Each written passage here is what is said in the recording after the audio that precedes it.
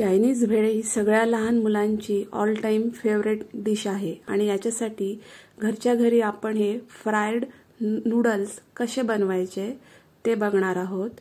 नमस्कार, मी अदितीज book of recipes मध्ये तुमचं खूप खूप स्वागत करते। चॅनल पहिल्यांदा बघत असाल तर नक्की सबस्क्राइब करा। इथे मी पाणी उकळवत ठेवलंय। हे जवळजवळ 3 लिटर पाणी आहे। त्याच्यामध्ये मी 1 चमचा मीठ घातलंय। पाणी व्यवस्थित उकळवून घ्यायचं आणि याच्यामध्ये मी हे 2 नूडल्सची पाकिट आहेत, त्यातले नूडल्स मी याच्यात घातलेले आहेत। तुम्ही कुठल्याही ब्रँडचे नूडल्स घेऊ शकता। हक्का नूडल्स करण्यासाठी आपण जे नूडल्स वापरतो ते हे नूडल्स आहेत आणि हे एकदा मी व्यवस्थित ढवळून घेतलेले आहेत पाण्यामध्ये। गॅसची फ्लेम मोठीच ठेवायची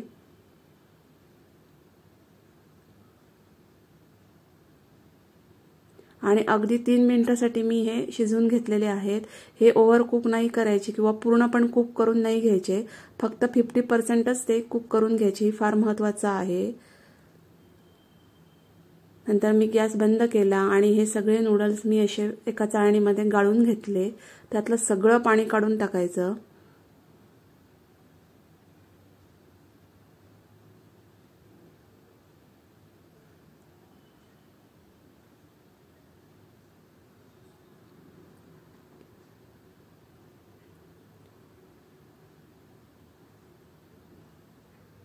आणि लगेच त्याला मी थंड पाण्याने धुवून पण घेतले, त्यामुळे नूडल्स आपले मोकळे होतात। आणि त्यातलं सगळं पाणी मी ड्रेन करून टाकलं। सगळं पाणी काढून टाकायचं आणि एक 10 मिनिटांसाठी फॅन खाली हे ठेवून द्यायचं, म्हणजे ते व्यवस्थित कोरडे होतात। हे बघा, मी फॅन खाली 10 मिनिटं ठेवलं। पूर्णपणे नूडल्स असे मस्तपैकी सुके सुके झाले, त्यात जरा पण पाणी नाहीये। आता मी तेल व्यवस्थित कडकडीत तापवून घेतलेलं आहे आणि याच्यामध्ये हे थोडे थोडे नूडल्स सोडायचे, सगळे नाही सोडायचे। आपण थोडे थोडे व्यवस्थित फ्राय करून घेणार आहोत। गॅसची फ्लेम मी मोठीच ठेवली आहे आणि हे नूडल्स मी आता व्यवस्थित कुरकुरीत होईपर्यंत फ्राय करून घेतलेले आहेत।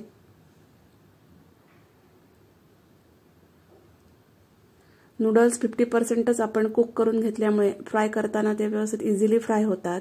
हे बघा, इतपत कुरकुरीत होईपर्यंत त्यांना व्यवस्थित फ्राय करून घ्यायचं आणि काढून घ्यायचं।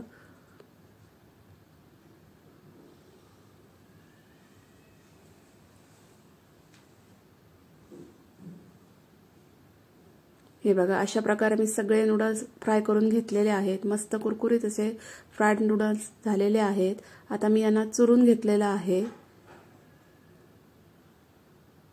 हे बघा, मस्तपैकी घरच्या घरी असे आपल्याला चायनीज भेळसाठी नूडल्स तयार झालेले आहेत। रेसिपी कशी वाटली ती कमेंट्समध्ये नक्की सांगा। Thank you.